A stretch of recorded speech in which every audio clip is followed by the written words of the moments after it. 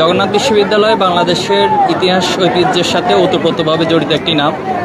সেই ব্রিটিশ বিরোধী আন্দোলন থেকে শুরু করে আজ অবধি সর্বশেষ জুলাই আগস্টের আন্দোলন হলো সকল বাংলাদেশের ন্যায্য এবং স্বাধীনতা সার্বভৌমত্বের সাথে রিলেটেড সকল আন্দোলনে জগন্নাথ বিশ্ববিদ্যালয়ের শিক্ষার্থীরা সম্পৃক্ত ছিল।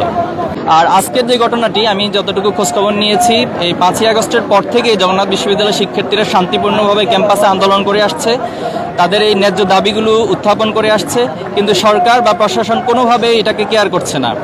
এবং গত 2 সপ্তাহ যাবৎ প্রধান উপদেষ্টার সাথে সাক্ষাতের জন্য বিশ্ববিদ্যালয় শিক্ষক সমিতি থেকে শুরু করে সাধারণ শিক্ষার্থীরা এবং শিক্ষার্থীদের প্রতিনিধি যারা আছে তারা চেষ্টা করে যাচ্ছে, কিন্তু সেখানেও কোনো ধরনের সময় দেওয়া বা ভ্রুক্ষেপ করছে না।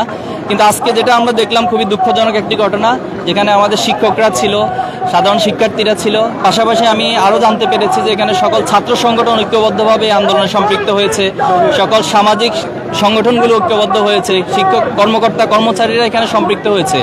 একটা সম্মিলিত আন্দোলনকে এভাবে করে টিয়ার গ্যাস মেরে, রাবার বুলেট মেরে, সাউন্ড গ্রেনেড মেরে এভাবে আচরণ করা, এটা কখনোই আসলে কাম্য হতে পারে না। শিক্ষকদের উপরে এভাবে করে লাঠিচার্জ করা, আক্রমণ করা, এটা খুবই দুঃখজনক। আমরা এটা কোনোভাবেই বর্তমান এই ক্যালকুলেশনের সাথে মিলাতে পারছি না।